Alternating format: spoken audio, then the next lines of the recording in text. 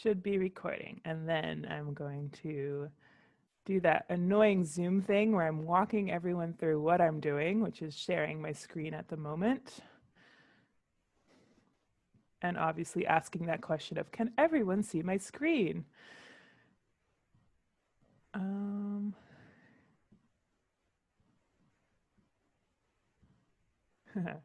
Awesome. So, welcome everyone to the Scientists on Stage Science Slam workshop. This is kind of part one, which I will explain shortly. My name is Valerie Bentivegna. I am the chair of the communication workgroup of the Marie Curie Alumni Association.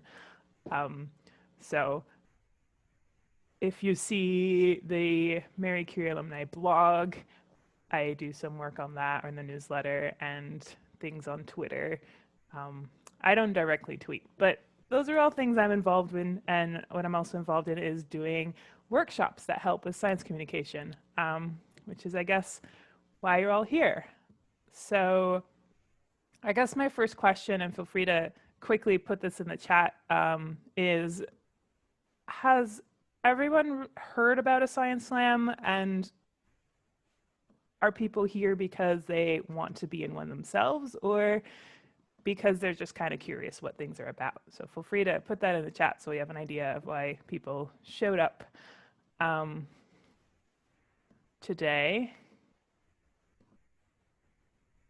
I'm just going to make sure that no one is left out of the room. Never heard, but interested in SciComm. Awesome. So on the schedule today is you're going to hear an introduction from myself and Marina about what an actual Science Slam is. So for those who have never heard of it, that will be solved very soon. And why you would even want to do something like that. And then we'll hear from some expert Science Slammers, Jens and Chiara, about their experience with a Science Slam and maybe some tips and tricks of how to make a talk of your own. And then we're going to leave some times for a Q&A. To put this kind of into context, today we're just giving a little bit of an introduction, and we're hoping to do a follow-up workshop where we can do more exercises and actually help people that are interested in doing a Science Slam craft their Science Slam talk. So that would be sometime in October, date to be determined, a little bit depending on how many people are actually interested, and we'll ask you about that later. And then in November 6th and 7th is the Marie Curie Alumni Association's annual conference. Those are usually in March, but we all know what happened in March. The world fell apart. And so this year we're doing a virtual one, which means that the social networking events and all those things will also be virtual, including a science comedy show.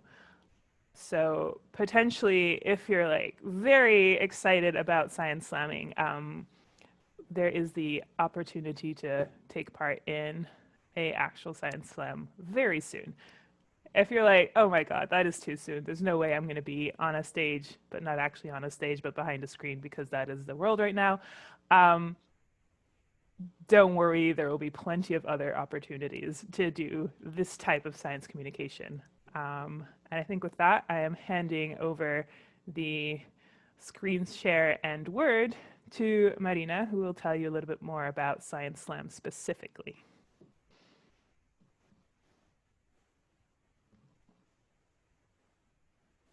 First, I unmute myself. Yes, so... and in the meantime, if you have questions or things like that, please feel free to put them in the chat. I will unmute myself, but I'll keep an eye on that so that they get answered. I'm sorry, wrong thing. Okay, so let's see. Okay, so I guess you can see it and you can hear me. So I will just in the next few minutes very briefly explain you what it is so you can follow the talks of our speakers. So first, the Science Slam itself, it's a format of science communication where you present your research to a broad audience that has no scientific knowledge about your topic. And that's why the first condition is that it has to be easy to understand. So you have to choose your words carefully in order to transmit your message to the audience that has no idea what you're working with. It has to be funny and entertaining. So yes, you can use jokes and you can use different ways of expressions that we usually are not supposed to use at the scientific conferences or in the papers. You usually have short time. So depends on the concept. Usually it's 3 to 10 minutes only. So again, you have to be careful what you want to say because the time is limited. And the format is very flexible. So you can have PowerPoint slides, you can dance, you can sing, you can have costumes, you can even have live experiments. So you should be creative and you should take an advantage of using way different and way more creative expressions and to transmit and tell about your science. And it's a competition. So at the end, jury or audience or both are deciding on the winner. Usually with voting or with the strength of clapping, depends on the rules. And you can do it in many different places. Usually these are specialized events like Fame Lab or 3-minute thesis, which you maybe heard of. They're very known and organized worldwide. In the last years, they're also becoming part of scientific conferences. Maybe you saw one as a part of the social program. They are still mostly targeting younger researchers, but there is absolutely no age limit and you should do it independently of the career stage you are. Sometimes they're part of university festivals, and as I say, they can be local or national or even international. And you can find on YouTube many videos and have a look how it really looks. And they are anywhere out of the classroom. So it can happen on the street, in the bars, cinemas, clubs. So anywhere where you have a cozy, relaxed atmosphere that you can actually talk in a funny way about serious and complex things. And the final question is why? So why should we do it? So first of all, it's increasing the visibility and the impact of our research. So I'm not only thinking about general awareness that we should simply show to the world how amazing is what we are doing, but also for funding agencies. So anyone who applies for fellowship or a project knows that outreach plays a very important role. So if you have a Science Slam experience, it definitely is your advantage. Also, you practice a lot your presentation and communication skills. Of course, you need a training to do it in a little bit different way than we are used to, but still it's a great training.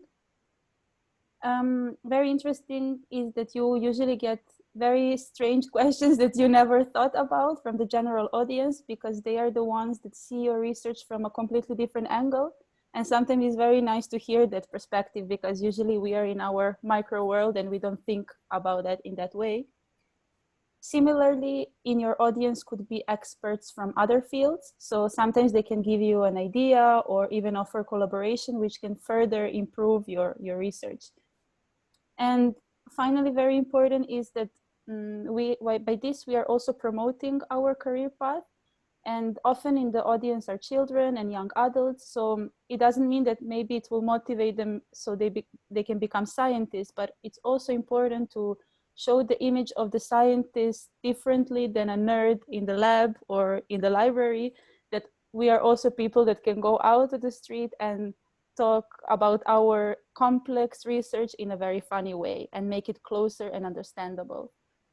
And it's super fun. So once you try it once, you will trust me.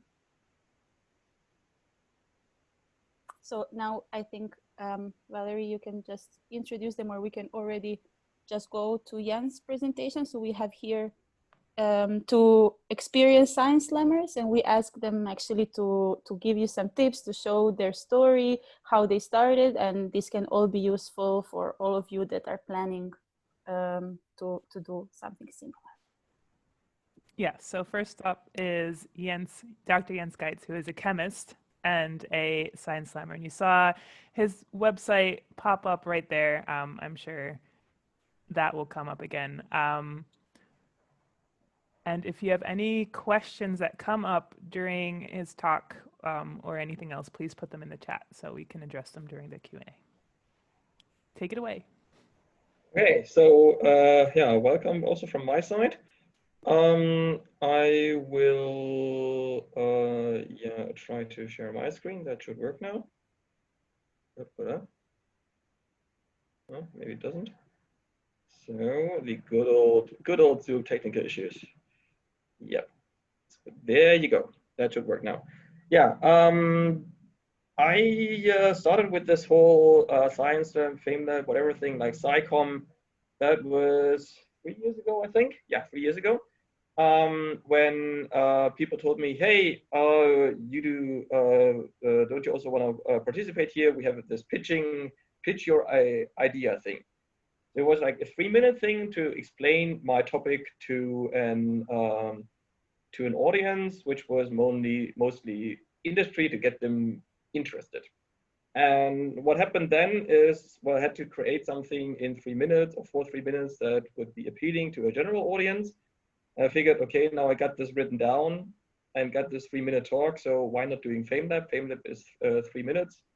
Got it written down anyway.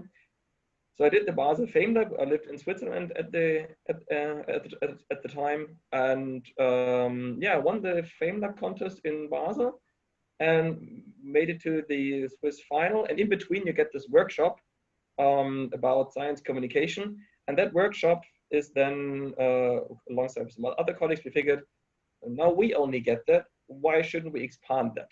So some other Swiss colleagues and me, we got going in this talking science thing, which is where these slides are also from.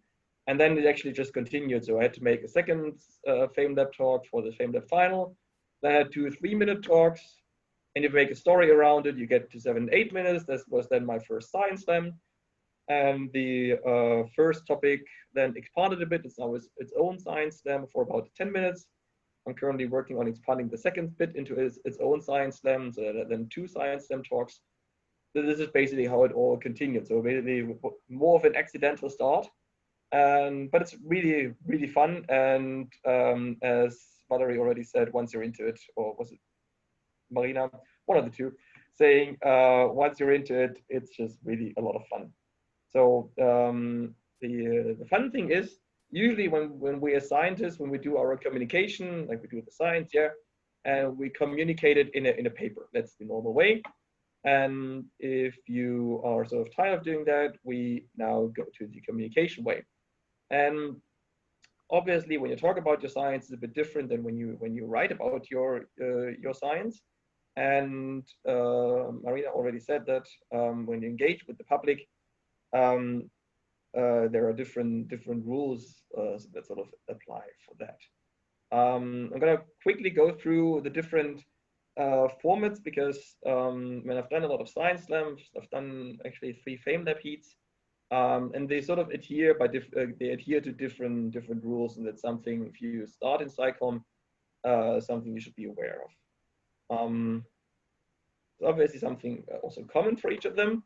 So this are the 3 threes of FameLab, how they are called, but that actually applies for all the SciComm. So we have there's the content. It has to be sort of accurate and relevant. So people need to sort of relate to your topic somehow. So if, they need to know why your topic is important to them. And that is a very good thing, because if you know how to explain it to a general audience, then, I mean, we as scientists, we get our money all from public funding. So we should be able to explain why the money is good for them as well. Clarity is a good point, but we need to talk needs to have somehow a structure, and the entertaining bit. The entertaining bit is important. However, I wouldn't focus on that too much when you start. If you have a good story for your talk and try to deliver your content, if you do that authentic, that is already a good charismatic touch of your talk, and the entertaining bit can come in later. So I wouldn't. So you don't have to feel like you have to be a comedian to go on stage. Just be natural about your topic. That's what I would. That's what my suggestion would be there. For FameLab, yeah, we have a 3-minute talk. There are only props allowed, no slides. That's very important. But all props you can carry. Always you have this non-scientific audience. And there the jury grades your talk. So there is usually a mixture of scientists and non-scientists in the jury, and they ask you questions, and they will then decide whether you win or not. This is highly different from a normal science slam, because the entertainment bit is not that important there. I would say it has to be really you have to be authentic. That's the charisma there, and it has to be you have to know why your topic is important. So the entertainment bit is really not so important there, because the audience award is usually also given, but it doesn't matter whether you advance or not. The jury is the one that's really deciding there. In science slams, they always include a PowerPoint presentation. In Germany, it's actually always 10 minutes. The Swiss tend to do it a bit different. I've had 7 to 9 minutes there. And there, basically, the audience is the jury. So there is, as already said, there are numerous voting formats. So I've seen people holding up cards with a number. I've seen people clapping after each talk, and that would be the grading. They have it like in heats, that you have a sort of a first 4 and the second 4, and then they have a sort of short decision at the end, how they would decide on the best of each heat. There is an applause in the end. There's this all sorts of judging systems there. Also, people also do it online. The way the judging works has a massive influence on who wins in the end. Because if you do it after a break, then people tend to remember the one before the break best. The first one is usually out. If you do it by grading, and people show the cards, and the grading usually goes up over the evening because people get more fun and they drink more, whatever. So how your talk is judged is not necessarily connected to the quality of your talk. That's what I'm saying. There are things beside the outcome which you cannot influence. So just don't take any judging personal. That is a mistake I did in the beginning, as I have to say. Just go there, talk about your topic, feel good about it. If you feel good about talking about the topic, that's the main thing. Everything else, people judge you, and there is a bit of a contest around it. The content is there to make it interesting for the audience. What you should do there is you should have a mission. You need a topic which you want to present to people. Say about my topic, like for me, I always say I want to say that plastics are not useless. We just have to use less, and the ones that we use should be more biodegradable. That's the main message I want to give out. That not all plastic is evil in the end, and that's basically how the talk is structured around. And as long as you have that main message, and that main message gets across, what people judge on this sort of topic in the end is, or how they judge you in the applause or whatever it is actually not that important. If they take that message home, then you as a science communicator achieved your role, because there is no advancing to a second whatever round or so. It's you communicating the main message of your science to the general public and educating them about your topic. And about that funding thing, I can say that by explaining my topic to a general audience and getting questions from a general audience, I came up with research ideas, which I then converted into grant ideas in the end. So it really helps you to get onwards there. So I can really highly recommend it for that. Yeah, the science communication pyramid, I guess I'm gonna skip that quickly for the interest of time. You see the charisma there is still on the top, but that's really just the last thing. If you're clear and you're authentic, charisma comes sort of automatically. It is really nothing to focus on. Don't really try, oh, I have to be funny, because that's when you're not funny at all. Just talk freely about your science. You will realize that people laugh at some points where you didn't expect it. They don't laugh at points where you expected it. And again, don't take it personal. Just feel, okay, that's a funny line. Maybe I want to improve on that. Try to get a feeling for the audience, and then things will work out In the beginning, you will not want to go on a stage. This thing called stage fright is something all of us know. It's sort of the common enemy of psychom or anyone walking onto a stage. And the thing is there, the best way to overcome it is to confront it. I mean, you've heard it now in my talk. I'm a stutterer. So yes, I have no reason to go on stage because when I'm excited, the stuttering gets worse and people could like hate me or whatever. The thing is, people are very forgiving. When they notice that you have a problem with talking to the public, like as I do with stuttering, they actually appreciate it, but hey, he's trying and he wants to get that message across. And many people feel like, oh, I wouldn't go on stage, but they are confronting it, they do it. So many people know that that the step of going onto a stage is a very important one and also a very difficult one. And that is acknowledged by actually all science psychom audiences. And you do make an effort to explain your topic, and that effort is always appreciated by all audiences. When I've seen slams which have been improvable, that is normal when you begin, all of them got their applause, and from all of them, people took a message home. And as I said already, as soon as they take your message home, that is the best thing that can happen. And the worst thing you can do on stage is actually apologizing for your stage fright. So, oh, I'm sorry, I'm very afraid. People realize that you're scared or that you're afraid or that you're excited. You don't need to apologize for it. It's completely normal. Just go through. And if you do a mistake on stage, it doesn't matter. People don't know what's supposed to happen, what you wanted to say.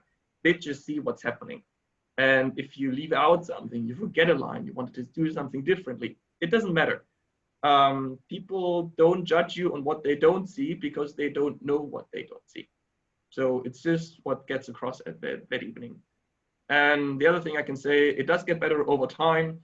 After my first science slam, I wanted to quit the stage thing forever because I got so excited that I got my back got hurting from the amount of adrenaline I had in my body. It was really bad. And but you can see the things I've done now various science slams, and now there's still this bit of excitement when you go on stage, which is completely normal, I think. But it does get better over time, and you do get a wonderful experience, and you get to see many other talks, so you get an education for yourself as well, which is really good actually. So this is something you can do. Oh, this is a meaningful practice. This is what I wanted to say. Talk to a friend, about about 2 minutes of your topic. Try to introduce it, and if you can do these 2 minutes, this can be a basis for a FameLab talk. This can be the basis for your science talk when you talk to a conference audience and ask for constructive feedback. And then this is always a good start. And if you got 2 minutes, 2 minutes can always be expanded to 3. These 3-minute thesis format, also FameLab, is 3 minutes. So that's something which is perfect to start with, actually. So yeah, that was it. And if you have any questions, you can ask me later, also by email. The email address is here. You can also find it fairly easily online. So yeah, thanks for listening.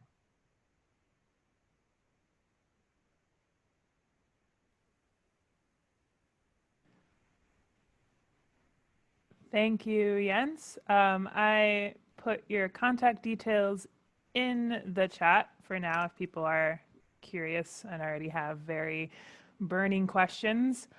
I think I'll just pass along the word immediately to our next Science Slam expert. Here is Chiara Aiello. Thank you so much. This is very exciting. I want to share my document. Oops. And I hope it works. 1 minute. Yes. Can you see it right? Is it okay? Let's see. Just let me know if there is a problem. So yes. Perfect. Thank you. I just want to say what about communication? So today we had this nice introduction. What is Science Lab and what is science communication, the big why. Every time we share the knowledge we generate, our society have a chance to progress. So that's why I believe in this philosophy of dying empty of any idea or any knowledge you have properly gathered. And Science Lab is just one tool for that. This was my first Science Lab ever in 2012, and it was thanks to the university where I did my PhD. As they mentioned already, many universities use it to celebrate anniversaries, and nowadays science labs are becoming more and more popular. Here in Germany, they do it in theaters, and for me, it's a privilege that you get the chance to share knowledge with so many different people from so many different walks of life. And now I'm just gonna walk you through quickly. So all of us are researchers. That was my first step, do some 2 years of research for my PhD. And then you have this opportunity. In my case, I got it in an email from the Graduate Academy. If you don't get the email and you really want to do a science lab, just contact the platforms organizing them, because they are always looking for fresh researchers and new ideas, so they will be happy to have you.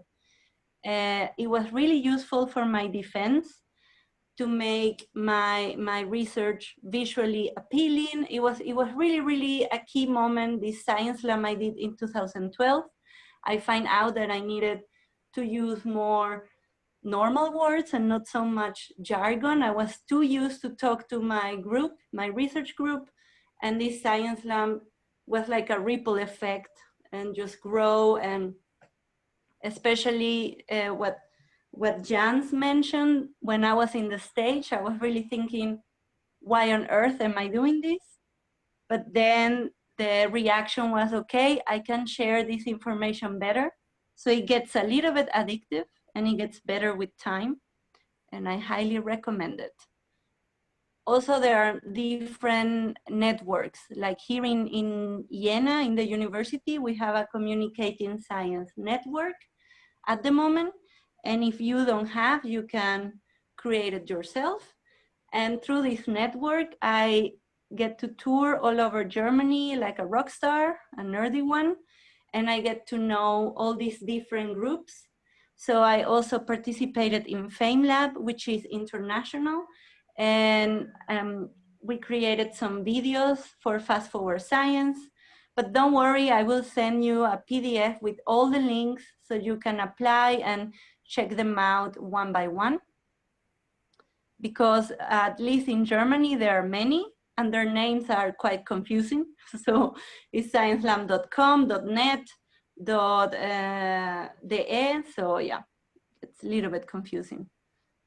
And there is also Dance Your PhD, organized by the Science magazine, and 3 minutes thesis that is only for people who is not graduated yet. So that's kind of important. So I will share with you the PDF with all these links. Worldwide, you have all these that were already mentioned. And in Germany, you have these links, as I said, like .net, .com, .de. And if you are ever in Berlin, I highly advise you to check out State Studio. They do a lot of scientific communication in different formats, and they always have open calls. But before you reach and send an email, I guess you're wondering, okay, I don't feel so comfortable. How can I prepare? So I want to share with you 3 tips that you feel comfortable and you go out and spread your research. The first tip, choose one clear message. As Jan explained already, he chose to talk about plastic and that we should just use less. I choose to talk about the movement of neurons during brain development. And once I got a word from that talk, I swapped to climate change mitigation and to other topics of my master research. So just choose one which sometimes is very difficult, at least for me. Choose one clear message you want to spread, and then work on your story. Make it visual, put some emotions, because humans connect through a storytelling. And for that, I'm gonna give you some tips on the story. You can make a screenshot maybe of this. It's very important to know the why. Why do you wanna share this? It's very important to describe what are you sharing. And for example, I try to do this during the presentation that I'm doing now, to be very clear on the what, so Science Slam, and the how, I'm giving you these steps, and the where, I will give you some links. I highly recommend this book, and it's just a pity that I have 3 minutes left and I cannot go deeper onto this, but yeah, I highly recommend it. Once you get this clear, it will be easier for you to be creative and go all in and be charismatic. For that, you need to practice, practice, practice, practice. Don't leave it for the last minute, because even though you maybe go to conferences and you talk about it with your colleagues, it's not the same. You need to practice your jokes. I am from Venezuela, and my jokes do not work sometimes in Germany. And I find out that with my critical friends. So you need to have people who give you feedback, and please learn how to ask for feedback. Guide your friends, tell them if you want feedback in the content, in the design, in the way you're presenting. And this is a unique opportunity. They're paying attention, giving some time to you. So see it as a present and ask them to tell what did they like, what did they wish for, and what was not clear. So I'm gonna actually do that with you. I'm gonna ask you to be my critical friend. So go to Menti. It's gonna open when you write menti.com and write that number, that code, and be my critical friend about this talk, but at the end, it doesn't have to be now. And if you don't have a critical friend and you really want to practice, you can invite me a virtual coffee and we can do it online. I just launched my webpage, so I'm really proud of it. And I would love to get to know you and make sure that all your research gets out there and is used by other people. So thank you very much for your time, and don't doubt to write me if you have any question. Oh, my video was off. I'm sorry for that. Yeah, thank you.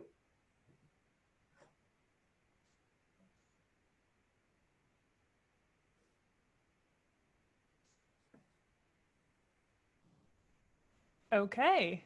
Thank you so much, Dr. Kia Ayello. You can find her on her website, which I think I just put in the chat. If I did not, nope, that did not work. Oh, I didn't press enter. There we go.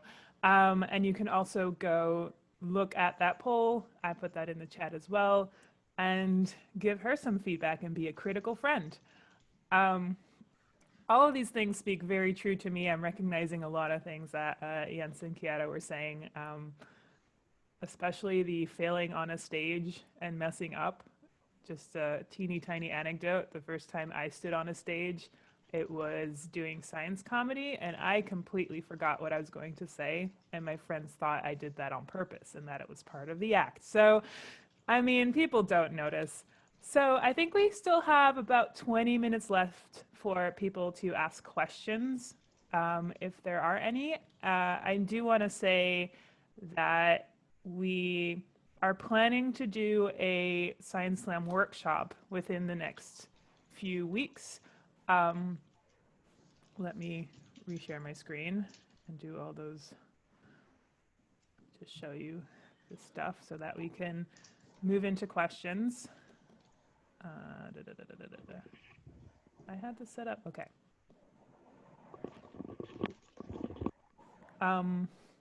So we'll do a follow-up workshop. If this is something you're interested in, you could already put that in the chat, but we'll send out an email to gauge interest as well. And the potential opportunity to do a Science Slam on November 6th during the MCAA General Assembly. This follow-up workshop would be, we'll do things like we've been discussing, work on content, do constructive criticism and give you feedback, and be that critical friend that you might need. If science communication in general is something you're interested in, I just listed some of the other opportunities that the MCAA Communication Working Group offers. And finally, how you can find us. So there's a question in the chat about having access to the PDFs and the PowerPoints. I know Chiara definitely said she'll give access to hers. We can share this one if Jens is okay with sharing his as well. I see some nodding. So that we'll send that out in a follow-up email to everyone who attended with some extra questions and opportunities. I am going to unshare my screen because then we can see some faces. Are there any other questions? You can raise your hand. You can put it in the chat. You can. I want to say something. Yes, go ahead. I will also share some templates in my new blog or webpage. I don't know how to call it, because when I started doing this, it was very unknown and I felt quite alone. And you don't need to feel alone. There are so many designers, artists, video teams that are willing to collaborate. So I feel I want to share that so people get out there and make science fun. It's nothing more lovely than to see people instead of going to the cinema to get to know the research you're doing. It's very unique, very nice. If there's no questions from the audience, I might want to ask a question. How, both to Jens and Chiara, how did you pick that one topic that you decided to talk about? Is it?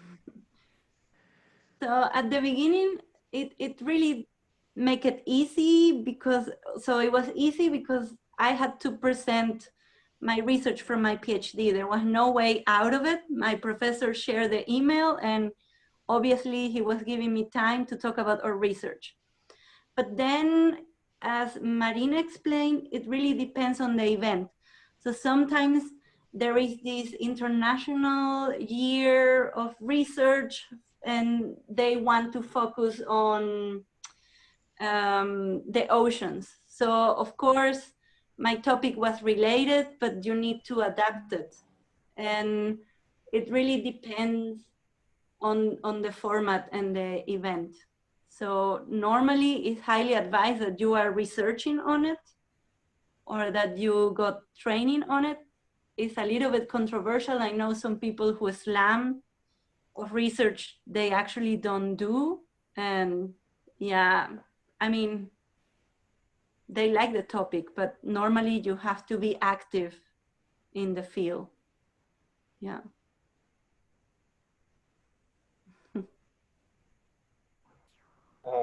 Yeah, thank you for sharing yours. Yeah, how did I choose the topic? Well, the thing is, well, I started working on these biodegradable polymers I work right now on, and figured that is a message that could be spread, because there was there's something I got sort of annoyed from that when I talk to people and then, yeah, I'm a chemist, and then people are like, chemistry, I hated that. And then I told them I'm a polymer chemist. You do all this microplastic, this plastic pollution. And so I was pretty quick in sort of in this defensive mode to say, but we are not all bad, and we also do useful things. And that sort of annoyed me enough to go into to be proactive myself and tell us, hey, we're not all evil. I think the last line was also, we are not all evil. Also, we try to make the world a better place, which is true. I mean, this is what researchers do. And because I now work on biodegradable plastic, there was a sort of an easy start to say, hey, we know that there is a problem. There are several ways of trying to solve them. This is now my way of trying to solve that issue. But this is, yeah, sort of this feeling of personal annoyance was what got me started. And the second one I'm going to work, what I said, I'm working on a second slam. This is now on polymer nanocapsules, which has sort of on the first side nothing to do with the first topic. This will then more focus on, hey, we can actually do useful things with also with non-degradable plastic. Thank you. There's a question for Jens. Could you tell us a few things about pitching? This is from Irene question. What's the basic difference between pitching and science slamming? Oh, big difference. In pitching, in traditional pitching, you want to convince a industrial audience that they fund your research. So you have to you have to convince them to give you some money. That's the basic concept of pitching. The basic rule of pitching, I've been told, is fake it until you make it. So overclaim the stuff that you can do, and which you think you can sort of achieve until you actually achieve it. The idea behind them is if you want people from industry or funders, especially industrial funders, to give you money, you have to tell them why that is good. And the fake it bit is really state your goal in a way that you are 100% certain that you're going to achieve it, which I found very hard, because as a scientist, you're trained, you only say what you really can do, what is proven, what is the solid state of the matter. In pitching, you have to go far beyond that, and stating your goal as something you have achieved yesterday already, which is like very fresh results. And I personally found that very hard. That's why that's one of the reasons why I didn't continue in pitching. In Science Slam, it's really explaining your research, and also FAME, like explain what your research is about. And there you can really rely on the data you have. Like here, we see that to be my topic, we see that our polymers, so our plastic degrades. We can actually make it. We're not as far yet, so we're still in the beginning. But these are the areas we want to go into. So in slams and in FAME, that we can be much more honest and don't have to overclaim your results constantly, which I found very annoying at pitching. Some people are really good at that, and that's people who can do startups really well, who acquire the funding that is not necessary there. But yeah, I wasn't good at that, to be honest. Yeah, I work in a startup right now in the United States, so still not better at pitching. I have another question, unless anyone in the audience have questions, but mentioned that in FAME Labs, you're not allowed to use presentations. Is there any advice on how to get over that feeling of like, I need slides behind me, or tips of how to make a non-presentation talk engaging? You want to start, or? I just talked, so maybe you can okay. So for me, the first time I did the FAME Lab in Boston, I got really excited. I chose a topic I love and I'm very passionate about, and I created my own huge prop, because you can have whatever you can carry, you can bring with you. So I created a huge perfume made of carton that I hide behind me, and then I asked the audience to dream and to think, and I surprised them with the huge carton thing. So you can, I think you get more creative. You don't miss the PowerPoint, you get more creative. Another girl I saw in the Fame Lab, or another woman who won that year, she had a bucket with grass, and it was like a transparent bowl with grass and earth. And then she started explaining the sinking of CO2 and how it works. And she just grabbed all the grass. And sadly, I don't remember the science behind it, but this movement of the grass, it was just impressive. It was very refreshing for me. You can check them on YouTube. I will try to find them, so the video. I think it's nice to bring your prop. Yeah, basically the best Fame Labs talks I've seen are the people who use themselves as a prop. So that is, that was one talk, a really good one, talking about sleep research.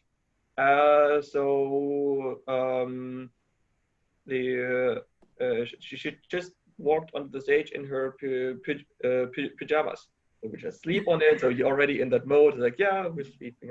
And then somebody else was just wearing a T-shirt with a cat on it, and he was talking about cat poo and something that is related there. So that something that you wear can also be a prop in the end. What I did was I printed a picture of a lot of plastic waste. Something I can actually now in hindsight not recommend, because basically a printed picture is something, hey, I can't use PowerPoint, so I use something else which sort of replaces it. It worked there, but it's not something I'd recommend. So it's really should be something more creative. In the final, what I did then is I had a sort of a small, just gonna use this one now, but it was a small egg which I could open, and I would say here, so we can open our capsule, and then the ingredients can get free. Actually, this video is not that bad for that.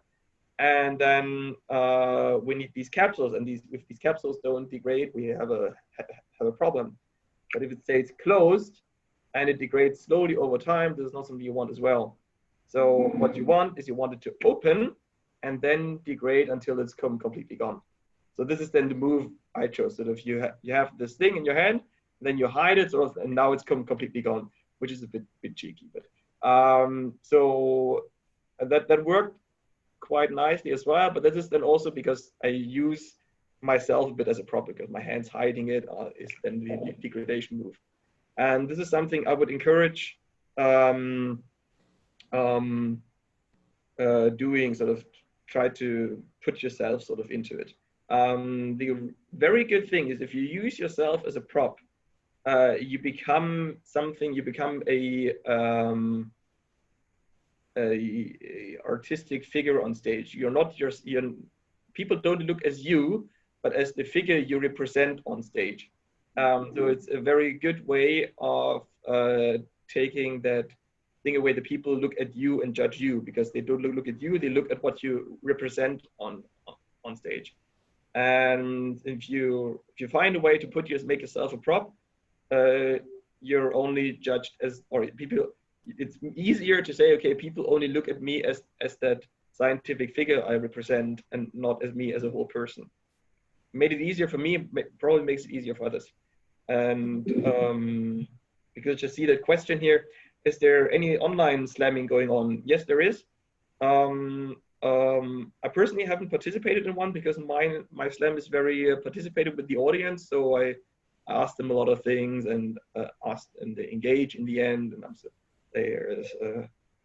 I moderate a boxing fight, which is really weird. But anyway, the online slams, basically look around in your area when there's one happening. You could also just participate and just ask them if you can. People are usually very open there. What is also going on right now is open air slams, something I've participated in.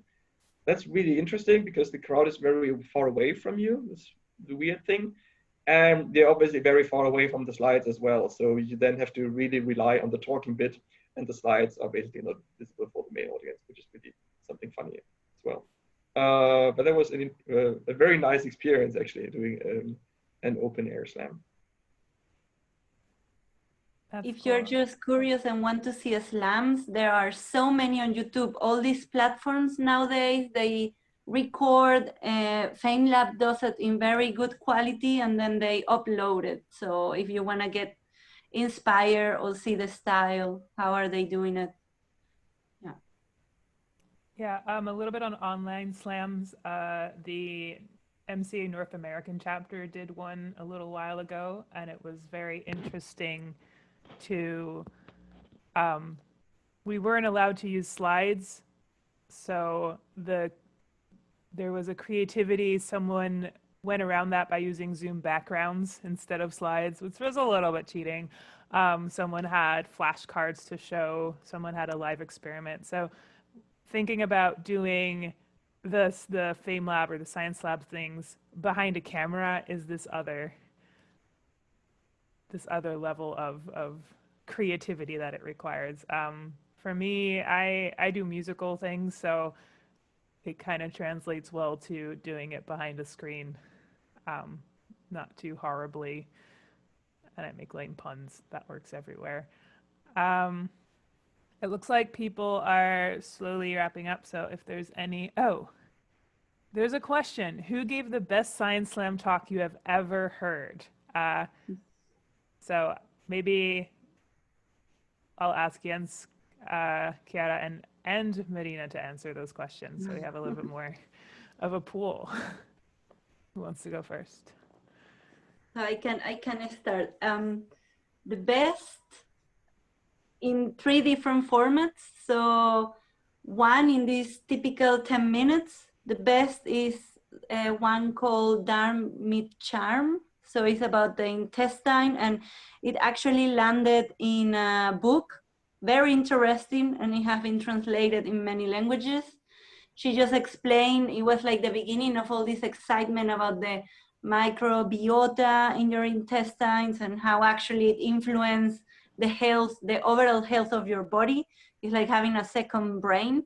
So it's really good. It's in German, but it's still so understandable because of the illustration. She collaborated with her sister to have a very nice illustration.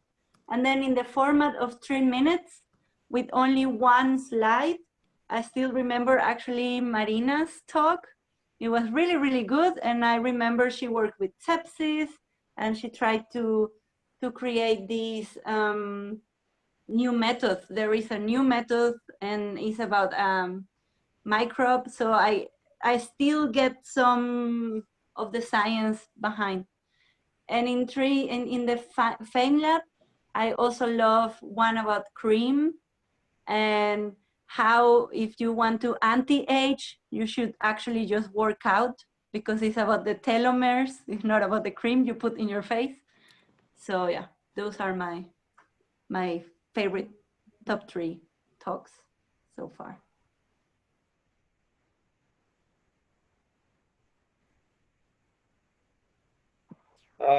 Yeah, they sounded really good. I mean, Dame Charm is something I guess many people know. That one is really good. The best ones I know is there's a Swiss science slammer. He's originally from Russia, but he lives in Switzerland now. It's a friend of mine, Dmitry Kopelyansky. He's doing great talks about actually a great variety of topics. And I'm gonna link one here. So that one, he always slams in English. I guess there are more slams of him online, but he usually wins. So whenever I'm there, he's like, yeah, he wins, that's fine. And the other one is, I may be a bit biased there because he's my brother, and he sort of, he started earlier than I did. But I think he does a good job. They're all in German. But also gonna link one here, and yeah, I like both. I am a bit biased with my brother, I do realize that, but he won quite often as well, so I guess that's fair.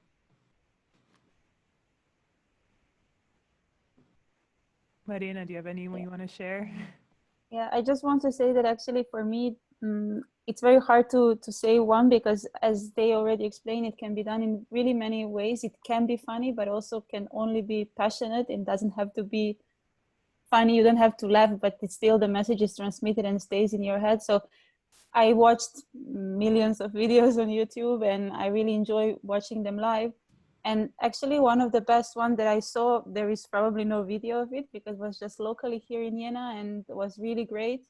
It was funny, and I still absolutely can reproduce what was the point of this research. So I think this is a great thing. So I would just recommend also to everyone to watch videos and to see. You also, as Jan said, you really learn, you also educate yourself by this. If they do it in a proper way, you learn about. I remember one FameLab talk, which was great, where she was explaining how she's sampling the sputum from whales. So how she designed the drone to take the sample and analyze the lungs of the whale. So it's completely incredible what people are doing, and it's explained in an amazing way. So you'll learn a lot of things. Thank you for sharing. I think it's time to wrap up. We heard a lot about science communication, presentation type things, so Science Slam, FameLab, etc. We will send out a follow-up email to let you know more about the follow-up workshop so you can work on your own talk, also including the slides and some of the links that were shared today. And I highly recommend for people that are interested in doing Science Slam, what I did when I moved to, I now live in Seattle, is I just Googled science communication things and a Science Slam came up and I went to that. So with that, I want to thank our speakers, Jensen, Chiara, for sharing their experiences. I know like applauding on Zoom doesn't really work well, but thank you so much for sharing your journeys and your experiences in science communication and doing Science Slams. Thank you, Marina, for organizing this. And thank you everyone for tuning in and listening. This video will be online if you want to rewatch any particular parts of it, but give me a few days to make that work. Yeah.